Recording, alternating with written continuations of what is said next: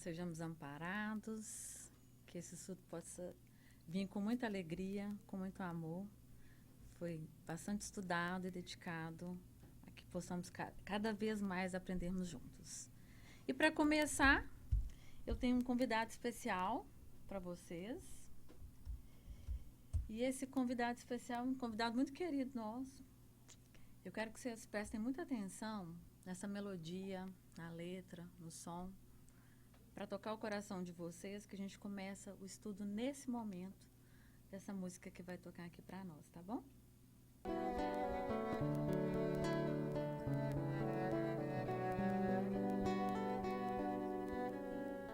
Como alguém que encontrasse a luz, depois de andar e andar procurando o caminho, como alguém que enfim já pudesse ouvir respostas que trazem consolo e sentido ao destino.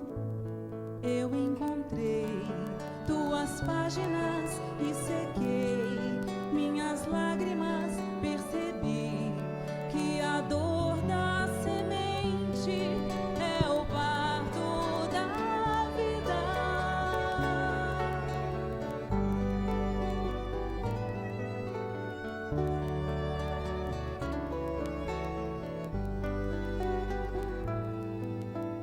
Como alguém que já quer seguir os passos do mestre com fé e razão conscientes, como alguém que em si já soubesse ouvir as vozes dos seres que habitam o espaço infinito. Eu encontrei tuas páginas e sequei minhas lágrimas, percebi que a dor da semente é o parto da vida. Minha dor me trouxe aqui pra entender a flor que brota em mim. Meu amor é aprendiz de um bem maior, que seja assim nesse vai e vem. Sei que voltarei pra cuidar da flor, pra acalmar a dor e ser feliz.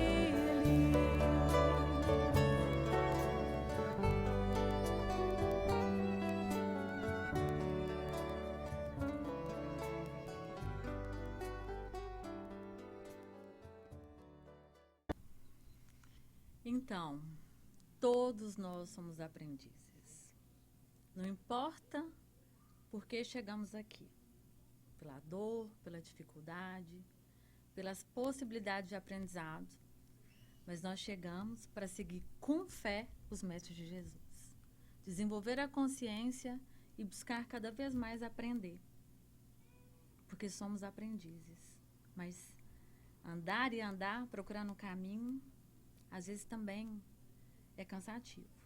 Então, que possamos abrir nossos corações na busca desse aprendizado, na busca dos passos que o Mestre nos ensinou. E vamos então, vou começar já, eu sei que está emocionante a música, mas eu já vou começar entrando com uma história. E essa história, eu vou facilitar um pouquinho a tradução para o André, então vou falar algumas palavras em inglês, porque eu também não, senão vai ficar muito difícil. É a história de seu Geraldo, Dona Inês e da sua filha Mariana. Se passou no estado de Minas Gerais, nos anos de 1980, 1990. a história de uma linda família. Seu Geraldo, pai novo, ambicioso, trabalhador. Aquele pai que gosta de ser o provedor da casa. Dona Inês, mãe inigualável, de um carinho, de um amor, que transborda por quem entrava na casa dela. Mariana, filha única.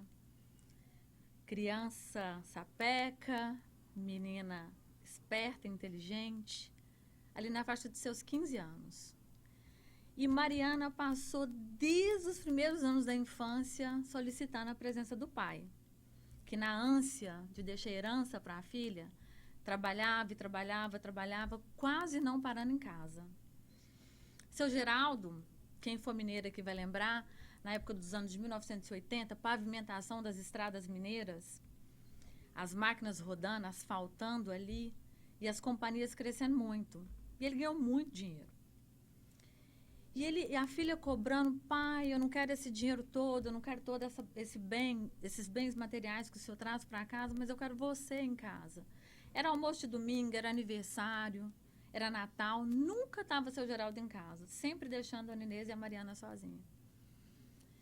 E aí, seu Geraldo, de tanto escutar a filha, percebe que já tinha juntado um bom patrimônio. E talvez ali por volta dos seus 46 anos, já era hora de se aposentar e manter-se em casa, ali no colo da família, né? E ele resolveu, então, vender a empresa, vendeu por $1 milhão e colocou o dinheiro no banco na sexta-feira, voltou para casa no sábado, porque no domingo era aniversário de 15 anos da Mariana. E seu Geraldo presenteou a filha com um mini bug, naquelas fazendas mineiras maravilhosas. Né? E a filha, super empolgada com o presente, depois do almoço de domingo, comemoração do seu aniversário de 15 anos, resolveu ir mostrar à família as habilidades que ela tinha naquele bug. Mas tinha uma única palmeira na frente da casa. E a Mariana bateu o mini bug na palmeira, na única palmeira que tinha, quebrou o pescoço e faleceu, desencarnou na hora. Filha única. Durante a semana, para quem aqui é brasileiro, lembra que nos anos 1990 teve o Plano Collor. E todo o patrimônio financeiro que o seu Geraldo colocou no banco foi confiscado pelo governo brasileiro. Ele podia sacar dos $1 milhão que ele colocou no banco, $1.000 durante um tempo. E seu Geraldo perdeu a filha e entrou em completo desespero por perder também o patrimônio momentaneamente, não sabia o que fazer. Desesperado, ele veio a desencarnar também. E ficou a Dona Inês, porque o foco aqui não é seu Geraldo, não é a Mariana. Eu tenho água aqui, obrigada, mas pode deixar. Obrigada. Não é seu Geraldo, não é a Mariana, é a Dona Inês, que sempre esteve ali no papel de mãe, sempre se entregou o melhor que ela podia, né? Sustentou a família em todas as dificuldades, estava sem o patrimônio, sem a filha, sem o marido, sozinha. E onde que a Dona Inês ia arrumar forças para continuar? Estava difícil demais para ela. Quase não tinha forças para continuar. Aí, um determinado dia, uma amiga convidou para ela ir numa casa de apoio a crianças. Alguém já foi em alguma casa de apoio aqui no Brasil, ou aqui mesmo, de crianças? A casa de apoio falta tudo, né? São com recursos muito poucos que ela se mantém. Essa casa de apoio, ela continha 28 crianças de até 15 anos.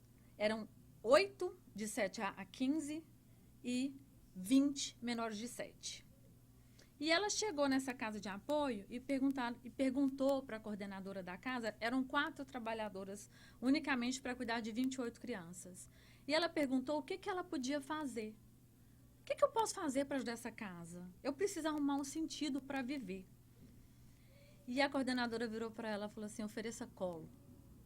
O que essas crianças mais precisam, além da alimentação, da vestimenta, da educação e dos brinquedos, é de colo. E ela queria o quê? Colo. Então, a Dona Inês, ela ofereceu um colo que transcende a nossa explicação. Por quê? Porque ela foi uma mãe exemplar. O papel dela era ser mãe naquela encarnação. E ela perdeu uma filha e ganhou 28 para entregar o melhor dela. Então, Dona Inês estava ali entregando simplesmente a maior essência dela, a maior capacidade que ela tinha em amar. E aí eu pergunto para vocês, quem é a nossa família? Quem é a nossa família? Porque a nossa família, ela transcende laços biológicos, ela transcende o lar e ela se expande no universo. Então, quero começar já trazendo isso para vocês. A nossa família, ela se expande. A nossa família vai ser com quem a gente se conectar, com quem os nossos laços de amor verdadeiro se afinizar. Tá bom? Mas nós conhecemos a base familiar como lar, né? Ali a mãe que vela o filho, o pai que é o provedor, que sustenta a casa, os irmãos que compartilham de alegrias e dificuldades. Esse é o nosso primeiro lar, né? Essa é a nossa primeira escola. Vocês concordam que essa é a nossa primeira escola? Esses vínculos são preciosos e o Evangelho nos convida a enxergar muito além disso. Porque além desse lar ser a nossa primeira escola, é uma grande oportunidade. O lar é a nossa maior oportunidade de aprendizado. Sejam com amor, com dificuldade, é a nossa maior oportunidade de aprendizado. Certa vez perguntaram para Jesus assim, quem lembra disso? Quem é sua mãe e quem são seus irmãos? E o que Jesus respondeu? Quem faz a vontade do meu Pai é minha mãe, meus irmãos e minhas irmãs. Não era, Jesus não estava ali negando a família, não, muito pelo contrário. Ele estava fazendo o quê? Incluindo. Ele não estava definindo família, ele estava incluindo todos nós na família dele. Por que ele estava incluindo? Porque nós somos filhos do mesmo pai. Né? Somos filhos do mesmo pai. E essa é a verdadeira família. Essa é a verdadeira família. Mas aí tem o espiritismo, né, que explica pra gente que muitas vezes os laços terrenos são reencontros que precisam reconciliar, aprendermos juntos nesse processo de jornada e, acima de tudo, nos fortalecermos pelo quê? Pelo amor, sem dúvida. Nós não estamos aqui por acaso. A música começou trazendo o quê? Nós somos aprendizes. E esses reencontros, esses encontros, esses núcleos familiares, essa maior oportunidade de aprendizado, os nossos encontros aqui na Casa Espírita, ninguém veio aqui por acaso.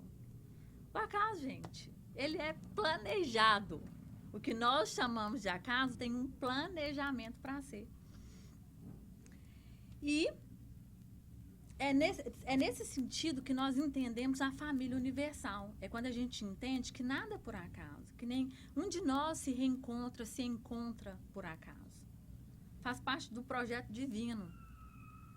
Né? Faz parte de algo muito maior. É algo muito além que nos conecta. Desde daquele mais próximo ali, que está ali dentro do seu lar, até o mais distante, que às vezes você vê vez ou nunca. Mas faz parte do seu planejamento. E assim, quando nós amamos, quando nós aprendemos a perdoar, quando nós entendemos, estendemos a mão, estamos simplesmente abençoando a nossa família universal. Porque faz parte do nosso processo. Porque a família, ela não conhece, gente. A gente tem que começar a entender que família não tem laços somente biológicos, não tem raça, não tem fronteira, não tem religião. Nada disso define família. O que define a família é o amor, é a conexão espiritual que nós temos um com o outro. E só quando nós aprendemos realmente a amar, como Jesus, porque o que Jesus fala? Amar a Deus sobre todas as coisas e ao próximo como a você mesmo. Né? Amar ao próximo como eu vos amei. Né? Vou falar mais sobre isso. E falando aqui do lar como essa primeira escola, como essa grande oportunidade, a gente já falou que não existe um acaso, a gente tem que falar também da reencarnação. Né? Não tem como a gente falar do lar como primeira escola, da grande oportunidade, a gente tem que falar da reencarnação. Porque a reencarnação nos reúne. Reúne os lares, define as famílias, entre aspas, né? Muitas vezes pais, filhos, irmãos de hoje já estiveram ligados há um tempo atrás, sejam como antagonistas ou não. Né? Alguns voltam para quê? Para apoiar, para fortalecer, ou para dar a chance de perdoar, para se dar a chance de perdoar, para reparar os erros do passado, ou simplesmente para aprender a amar cada vez mais. Os laços de sangue, eles são temporários. Mas o que permanece, então? Os laços do espírito. A afinidade, afeto verdadeiro, o bem que fazemos uns aos outros. É por isso que Jesus nos ensinou a verdadeira família é a que se une pelo amor e pelo desejo de cumprir a vontade de Deus. Por isso que nós somos filhos do mesmo Pai. Porque todos nós, querendo ou não, nesse momento, nesse processo que nós estamos, querendo ou não, nós vamos fazer parte nesse momento, porque vamos ter que querer um dia, fazer parte da mesma família. Vamos fazer parte da mesma família, porque nós somos, é nosso destino, não tem jeito. É o nosso processo. E a reencarnação, ela é um presente, né, nas nossas vidas. Por que a reencarnação é um presente? Por que a reencarnação é um presente? É uma pergunta. Oportunidade. Que nós pedimos, será? Imploramos.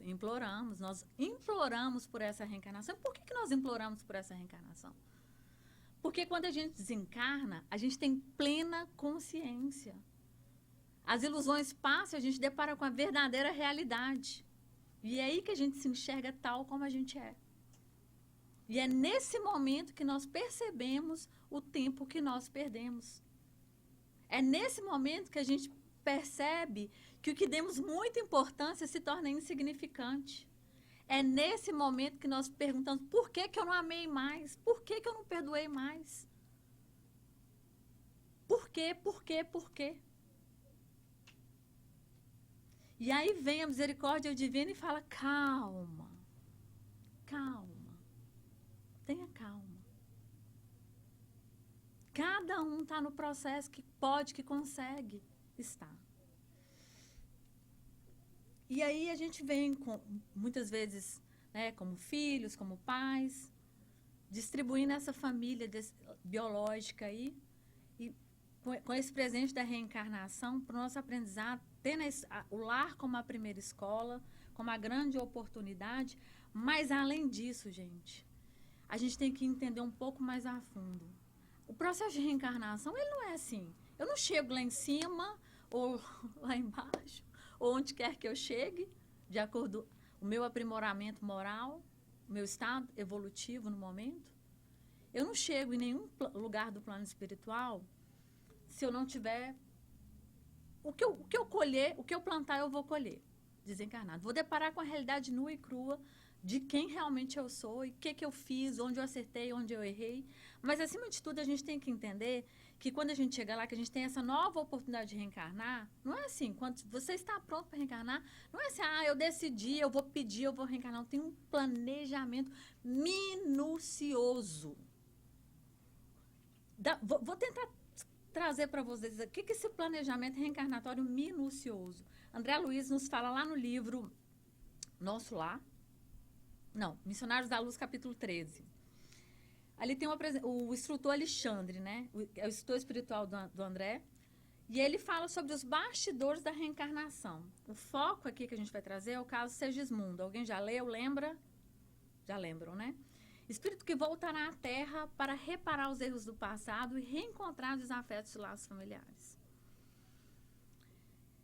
A reencarnação de Segismundo, ela é bastante programada no plano espiritual. E eu vou trazer um passo a passo aqui de como que é esse processo, mas ler o livro vai ser interessante, tá, pessoal? O Alexandre mostra que ninguém reencarna sem um planejamento extremamente cuidadoso. Então, para Segismundo reencarnar, tem um planejamento extremamente cuidadoso. Ele recebeu a oportunidade da reencarnação, e aí o plano espiritual, os instrutores, os trabalhadores no plano espiritual fazem um planejamento extremamente cuidadoso. E quem participa desse planejamento? O processo envolve equipes de técnicos espirituais, médicos desencarnados, orientadores que estudam o corpo físico dos pais, a carga hereditária e as condições emocionais do ambiente familiar que ele vai reencarnar. Então, é tudo minuciosamente planejado e pensado, para que esse espírito seja recebido da melhor forma possível e na maior condição possível de aprender, né? E as provas? Como serão determinadas as provas que o Segismundo vai passar? Segismundo será filho de um casal que teve grandes conflitos em vidas anteriores. Então, ele está reencarnando com a oportunidade de aprender num lar onde ele teve grandes conflitos nas vidas anteriores. Essa volta para ele, ela é dolorosa, porque ele revive lembranças das culpas, dos erros que ele cometeu, o medo e a rejeição. Ele revive. Ele não está vivendo, tá, gente? Ele revive. Alexandre, então, explica para André que o retorno junto aos desafetos é uma oportunidade de quê? Reconciliação. E, além de tudo, de quê? Redenção, reparação. Olha a oportunidade, né? Minuciosamente planejado para dar essa oportunidade para ele. É lindo demais, né, gente? Quando a gente vai estudando assim, entendendo os projetos, né? E a importância dos pais nesse caso, então? Né? Porque a gente está vendo ali do planejamento reencarnatório, de quem são os trabalhadores naquele processo, por que ele está recebendo essa oportunidade. E os pais, como é que fica? Né? Quando nós recebemos, nós que somos pais. Um casal não é por acaso, mas o resultado de um planejamento espiritual. Os instrutores destacam a necessidade da harmonia conjugal, pensamentos equilibrados e sentimentos elevados. Para quê? Para favorecer a ligação fluídica com o espírito reencarnante. Então, a espiritualidade tem todo um cuidado, né, para receber, tem todo um processo ali para receber esse espírito. A concepção física é apenas uma parte. A concepção espiritual começa muito antes. Olha como é lindo esse processo, essa oportunidade que nós temos, né? E se a gente for agora, como ele estava com medo, ele estava revivendo ali a culpa, o processo de rejeição do passado, a espiritualidade também pensa no aspecto emocional daquele espírito reencarnante. Segismundo, ele sente ansiedade e insegurança com o retorno à vida corporal. Mas os instrutores o amparam com passes magnéticos, com palavras de esperança, para reduzir o peso emocional daquele espírito que está vindo. Esse detalhe mostra que muitos espíritos sofrem antes mesmo do nascimento, necessitando de apoio para aceitar a nova etapa. É um processo lindo, esse processo de reencarnação, né? Então, nós aqui percebemos que os laços familiares, eles começam muito antes do que a gente imagina. Começa com toda uma estrutura, né? Todo um planejamento minucioso no plano espiritual. Então, nós já entendemos que nada é por acaso. Tudo tem um planejamento. E, muitas vezes, para a gente simplesmente aprender. Porque perdoar é um aprendizado, amar é um aprendizado, reconciliar é um aprendizado, reparar é um aprendizado. E aí, o que a gente precisa trazer também nesse aspecto? Gente, eu falo com uma empolgação, meu coração está aqui palpitante, falar para você que eu sinto uma alegria, porque eu aprendo muito estudando isso aqui. Porque quando a gente fala na visão espírita da reencarnação, e quando a gente lembra de tudo isso que a gente está falando, que a gente está falando de quê? das leis. Porque aqui a gente traz a lei de justiça na oportunidade de reencarnação para corrigir os erros do passado, a lei do amor, oferecer a reconciliação e novas oportunidades, a lei do progresso, que possibilita o aprendizado e a evolução de cada um de nós. Alexandre ensina a André Luiz que nascer é uma sublime oportunidade de refazer caminhos. Ninguém volta sem objetivo. Então, renascer, nascer de novo, é uma grande oportunidade de fazermos um caminho diferente. Ninguém aqui chegou sem objetivo. Ninguém chegou aqui para dar um passeio, pronto. Né? A gente chegou com um objetivo muito maior que a gente imagina. A gente já sabe que não existe acaso na vida, né? Nascimento, família, circunstâncias fazem parte de um plano maior. Os laços de sangue são laços espirituais, planejados minuciosamente no plano espiritual, onde podemos muitas vezes estar com antigos adversários ou nos reencontrarmos como pais, filhos ou como irmãos. O lar é o laboratório da evolução. Tem que ficar claro isso. O lar, ali, o núcleo familiar, é o laboratório da evolução. Por que ele é o laboratório da evolução? Porque o lar é onde a gente vai aprender. Primeiro, a primeira oportunidade de aprender. Os espíritos estão juntos ali aprendendo, acima de tudo, a amar. Depois que vem o amor, aí vem, né, a perdoar, reconciliar, amparar, educar. Todo esse processo ali, nossa primeira escola, nossa primeira oportunidade. Por quê? Porque se a gente não aprende no lar, como é que a gente vai colocar isso lá fora? Né? Como é que eu vou... Peraí, deixa eu seguir aqui, senão eu vou pular.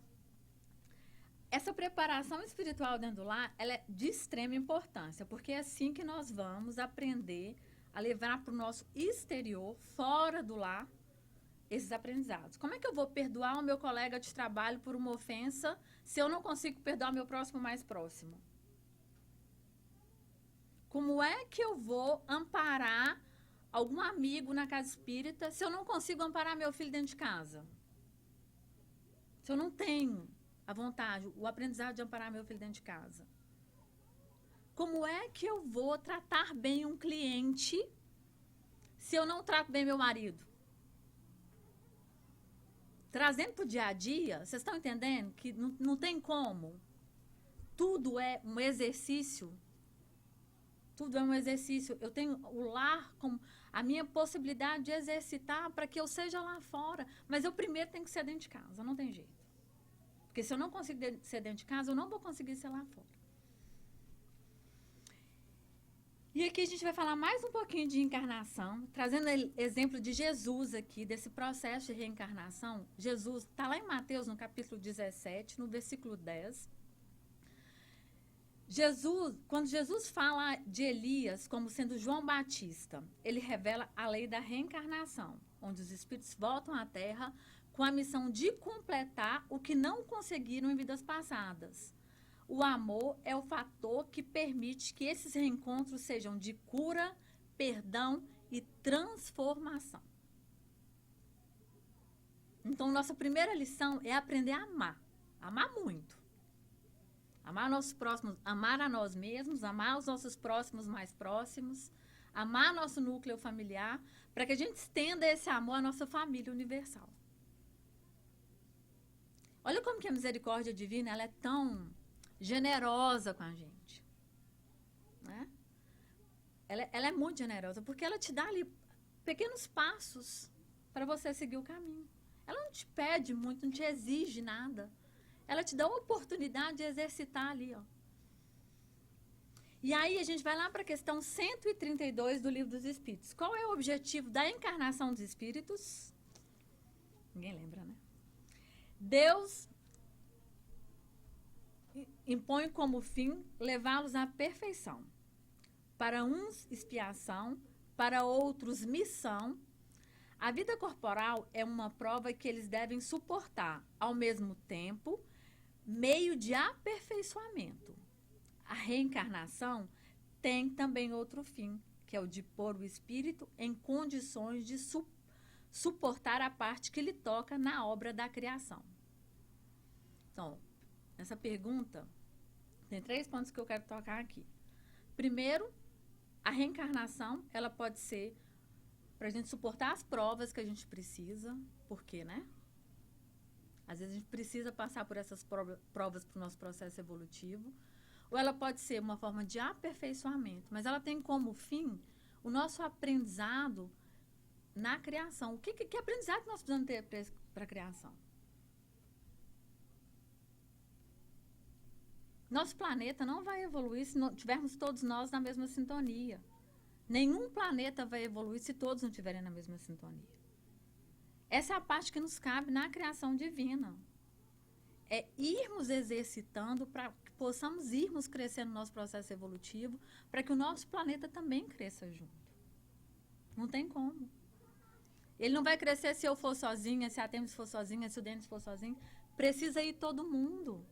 Porque todos nós estamos destinados à felicidade, à evolução espiritual. Não tem como. Então, percebe que esse exercício que começa ali, ó, dentro do lar, se expande ao núcleo de trabalho, à casa espírita, aos amigos, à sociedade que você está vivendo, ele é muito mais amplo que isso, porque ele tem que abranger a família universal. Tem que crescer a tal ponto esse amor dentro de nós, que possamos ser capazes de ter empatia e amar alguém que está muito distante.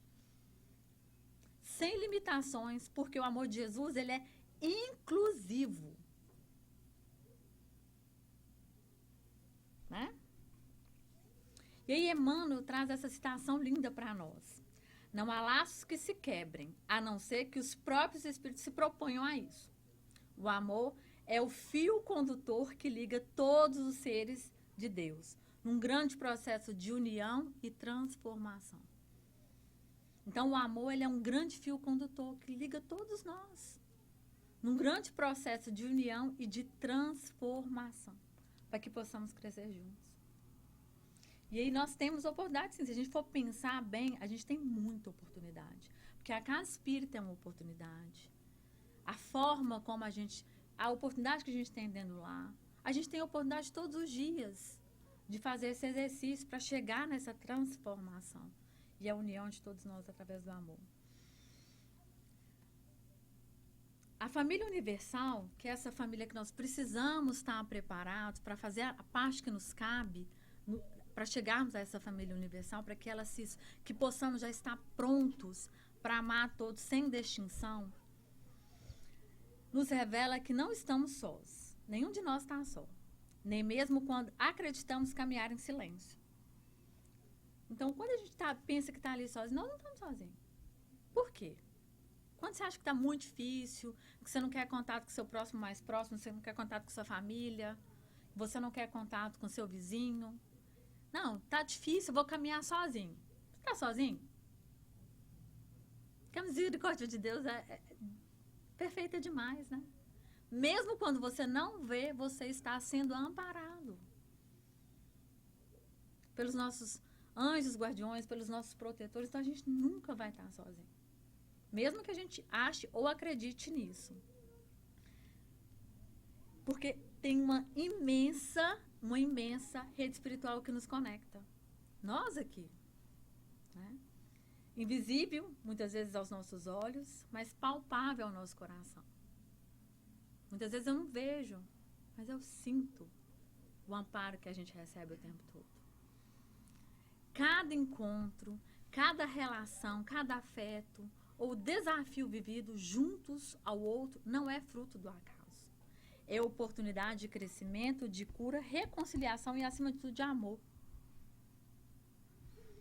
O lar terreno, como a gente falou aqui, com suas alegrias e dificuldades, é o primeiro degrau dessa grande lição. Nele aprendemos a respeitar, a perdoar, a renunciar e a compreender. É nesse pequeno círculo de convivência que Deus nos prepara para algo muito maior. Porque é aprendendo a amar aqueles que estão próximos que estaremos prontos para abrir o coração a todos que nos cercam. Então, aqui ficou claro que a gente tem que começar a fazer o exercício dentro de casa.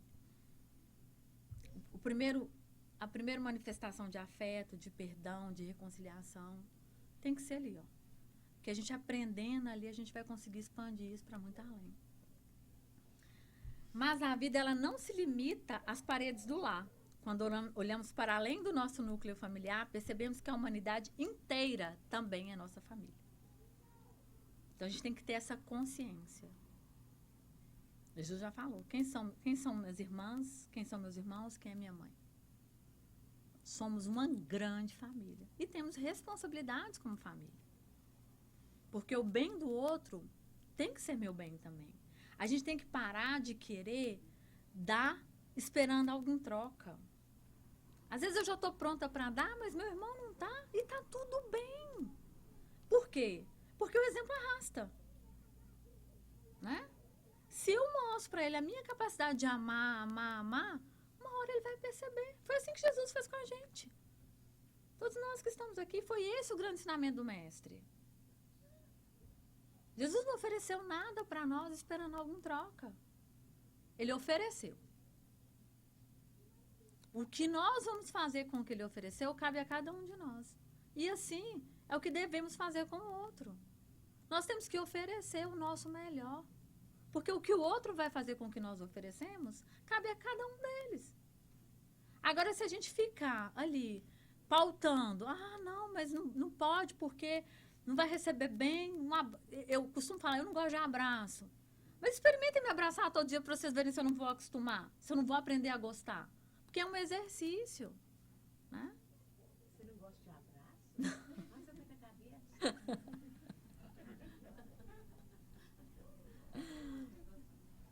E é por isso que nós precisamos pensar nesse amadurecimento espiritual. Tá? É por isso que a gente tem que pensar nesse amadurecimento espiritual. Porque nós todos temos a mesma finalidade. E a gente tem que pensar que essa rede, ela não se restringe simplesmente ao nosso planeta. É o universo, é muito maior. Então, olha o caminho que nós temos para percorrer. Abrange todos os mundos habitados, todos os seres em evolução ou já evoluídos. Todos os espíritos criados por Deus. Essa é a família universal. Sem fronteiras, sem raça, sem religião, sem tempo. Essa é a nossa família universal. E a gente só vai evoluir o dia que nós aprendermos e formos capazes de amar incondicionalmente.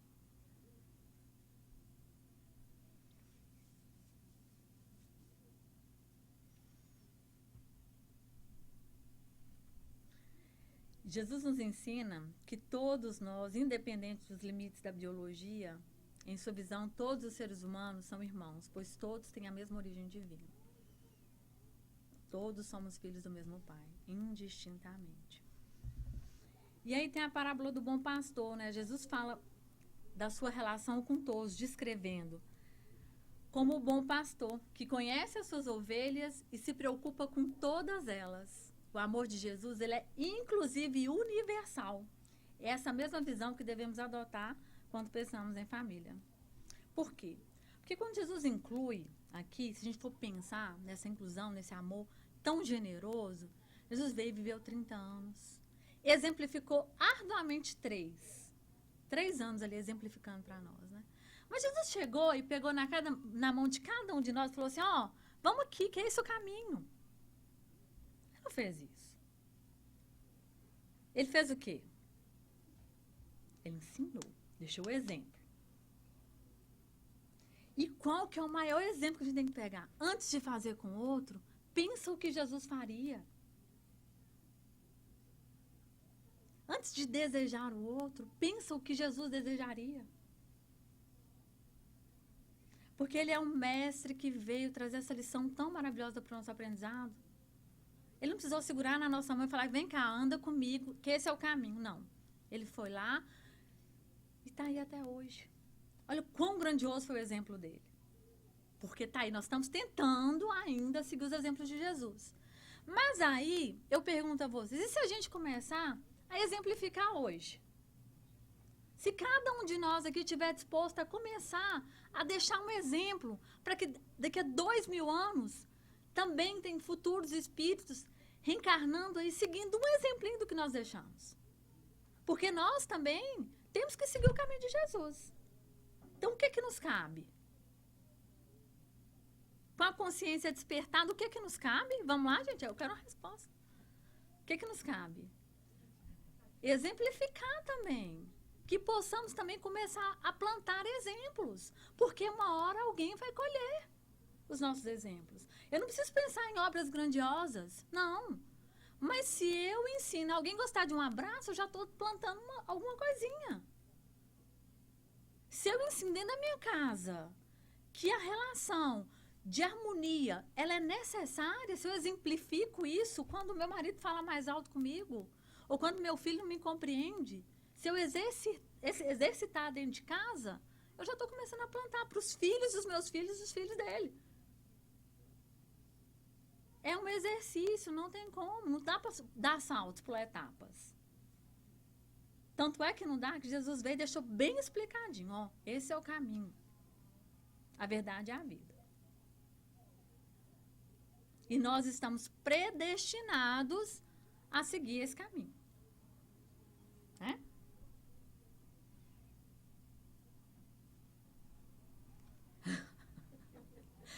Assustei agora. Será que nós sabemos amar sem esperar nada em troca? Ou será que todas as vezes que a gente deseja o amor, ou que a gente oferece o amor, a gente quer que seja recíproco?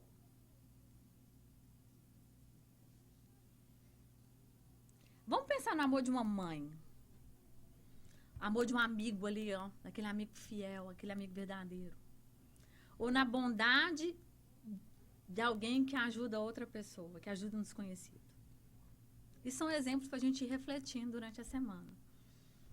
Porque isso é ensaio de amor incondicional. Tá? Se a gente quer exercitar, a gente tem que começar a pensar quais são os ensaios do amor incondicional. O que eu preciso fazer, o que eu preciso praticar para chegar nesse amor incondicional que Jesus teve por nós. Né? É ensaio, é prática, é exercício, não tem outro caminho. A gente tem que ter o evangelho como base. Jesus diz, amai-vos uns aos outros como eu vos amei. Então, temos que começar também a nos amarmos. A compreender que nós não estamos aqui por acaso e nem para perder tempo. Estamos aqui com algum propósito. Cada um vai se conhecer e descobrir o seu. Mas o amor é base. O alto amor, ele é necessário. Porque se você não se amar, você não vai amar quem está dentro da sua casa, não vai amar quem está na sua vizinhança, não vai amar quem está na casa, não vai conseguir amar ninguém. O exercício do amor tem que ser com você. Para você amar o próximo como você se ama. Combinado, gente? E Jesus fala, ele não fala, amai o outro se o outro merecer. Amai incondicionalmente, simplesmente amai. Então, a gente estava conversando aqui antes da palestra, a gente não tem que nos amarmos se nós merecermos, não, porque nós também não somos, começamos falando que somos aprendizes. Então, mesmo a gente errando, a gente tem que praticar o auto-perdão, o auto-amor, porque isso é necessário. Se eu faço esse exercício comigo, eu consigo fazer dentro do lar, na minha casa, com os que me cercam, com os meus próximos mais próximos, com os que estão me cercando um pouco mais distante. E assim eu vou estendendo até chegar na grande família, que é tão necessária, que está tão necessitada dessa inclusão do nosso amor. Nosso planeta roga por isso. Roga por esse amor. Roga por esse colo, por esse afeto. Então, a gente precisa realmente começar a exercitar isso para que a gente consiga expandir, além dos nossos limites de visão, simplesmente deixar o sentimento ir. Né? O amor, ele é a semente da família universal. Quando todos nós nos reconhecemos como irmãos e filhos do mesmo Pai. Então, esse amor, ele está pedindo. Nós estamos pedindo para deixar esse amor expandir mesmo. E aí, na pergunta 886, Kardec nos traz no Livro dos Espíritos, qual é o verdadeiro sentido da palavra caridade como entendia Jesus? E aí, Kardec traz benevolência para com todos, indulgência para as imperfeições dos outros e perdão das ofensas. Tá claro, né? Tá claro, não tem jeito. Por quê? Olha só, benevolência é o amor em ação. Indulgência é compreender. E perdão é libertar.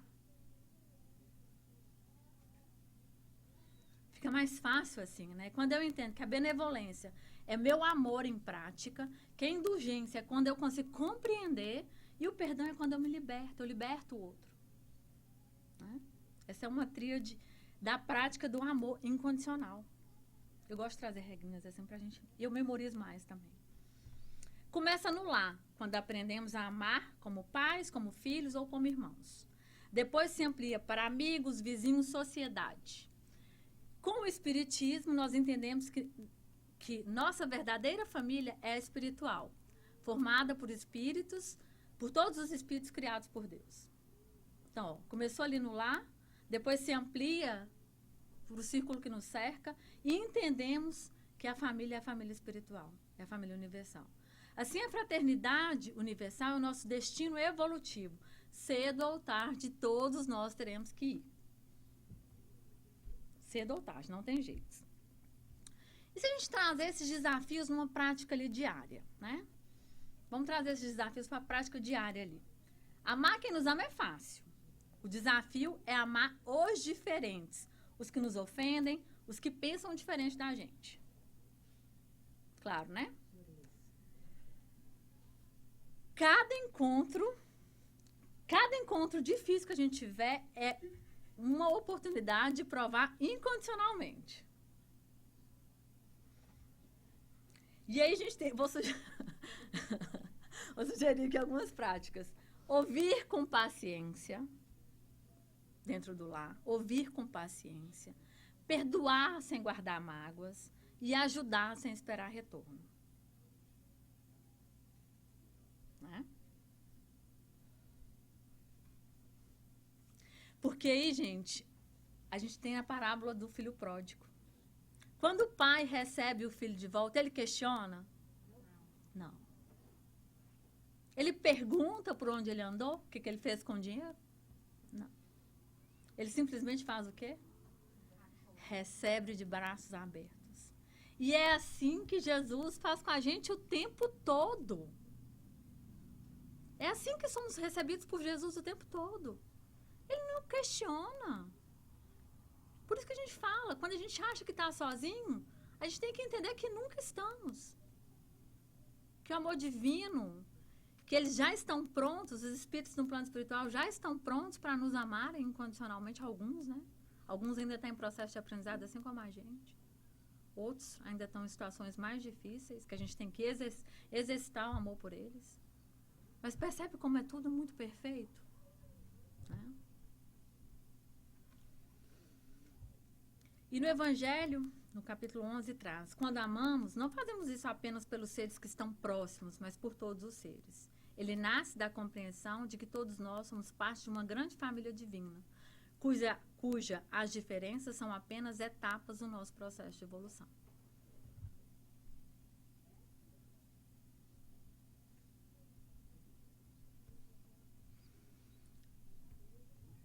E aí, a gente vai entender aqui esse processo de família universal, família, nosso núcleo familiar lá como primeira escola, a reencarnação, né, com todo esse processo aí. Porque a gente tem que fazer o quê? Valorizar cada relação afetiva como uma oportunidade de evolução espiritual, cultivar o perdão, o amor, mesmo nos momentos mais difíceis. Eu sei que eu estou pedindo muito aqui. Eu sei que eu estou. Eu sei que cultivar o perdão e o amor nos momentos mais difíceis, às vezes não é fácil. Mas se a gente começar a exercitar de pouquinho em pouquinho, uma hora a gente vai conseguir. E a gente tem que, acima de tudo, lembrar que os laços que ultrapassam a vida nos ensinam a fraternidade e a compaixão. Porque se eu não começo a exercitar agora, quem sabe como será meu próximo planejamento? Quem sabe como será meu próximo planejamento? Então, eu tenho que pegar essa oportunidade como ela sendo única. Mesmo que a gente saiba que não é, mas eu tenho que pegar como se fosse. Uma aprendiz de Jesus mesmo. A família transcende o tempo, nos lembra que nenhum encontro é casual, que cada coração que amamos faz parte da nossa jornada evolutiva, o amor que semeamos hoje sobrevive além da vida, unindo-nos eternamente.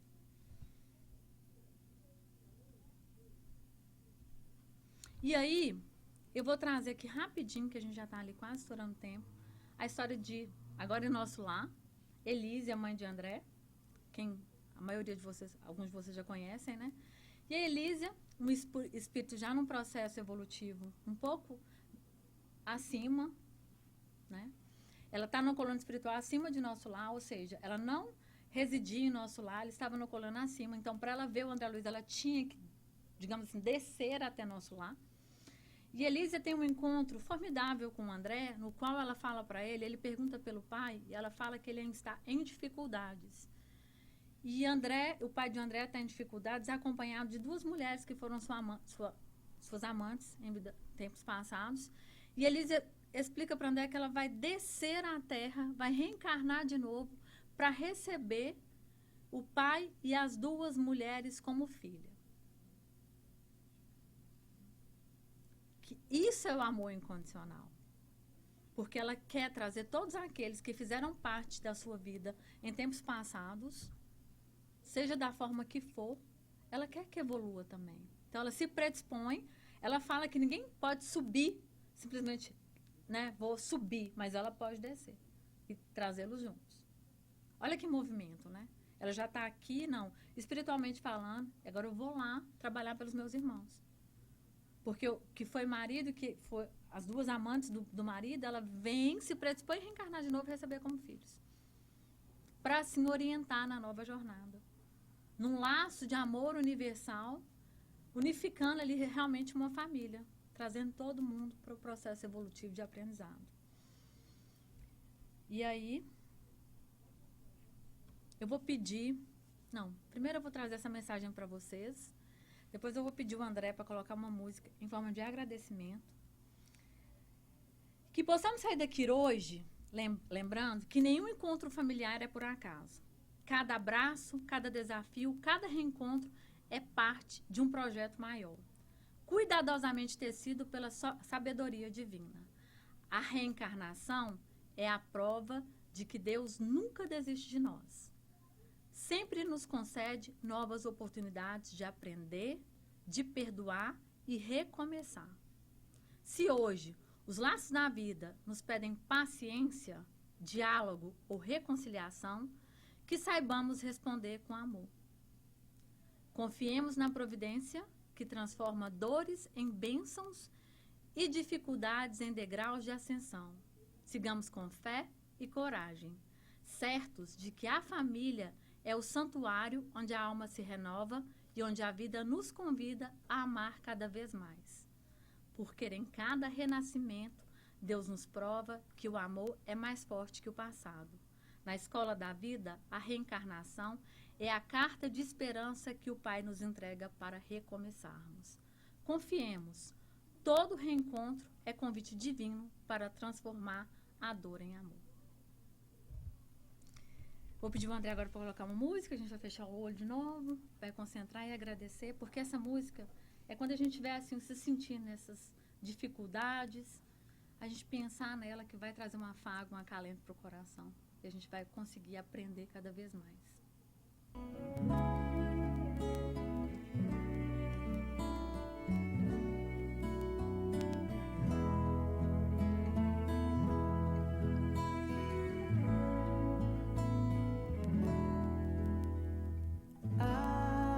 Agradecemos, Senhor,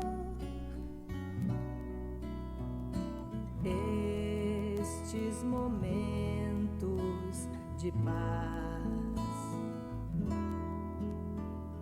que te sentimos aqui em vibrações fraternais. Na estrada da vida, conduz-nos ao bem, na alegria ou na dor.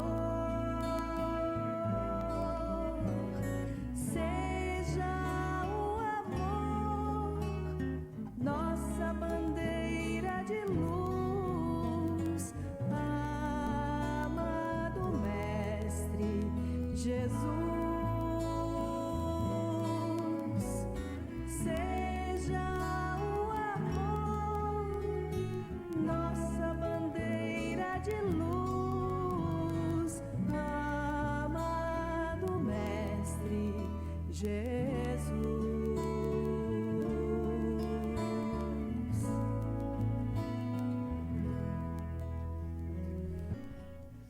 E para a gente emocionar mais um pouquinho, agradecer a Jesus por essa manhã maravilhosa que enche nosso coração de alegria, eu podia fechar, né? Sem trazer um pouquinho de mais alegria para nós. Vou pedir o Tidem para dar o microfone. Elas vão cantar uma música escrita pela Luísa, que fala um pouquinho de família também. Ela escreveu, tá, gente? A letra da música. Vai. Então vamos? 1, 2, 3. They're the ones that love us. They're the ones that adore us. They're the ones that mean everything to us, to us. Oh, our family are the ones. They can't take it without us. They are the best thing in the world. Oh, they love us, love us, love us. Adore us, adore us, adore us. They're our family, our family, our family, and we love them very much. Agora todo mundo vai bater palma que ela vai cantar. Vamos? Quer cantar mais uma vez? Tá bom? Bom, todo mundo batendo palma no sonho pra ela, pessoal. Vai. Todo mundo, vai. Bem alto. Vai. 1, 2, 3. They're the ones that love us. They're the ones that adore us. They're the ones that mean everything to us, to us. Oh, our family are the ones. They can't take it without us. They are the best thing in the world. Oh, they love us, love us, love us. Adore us, adore us, adore us. They're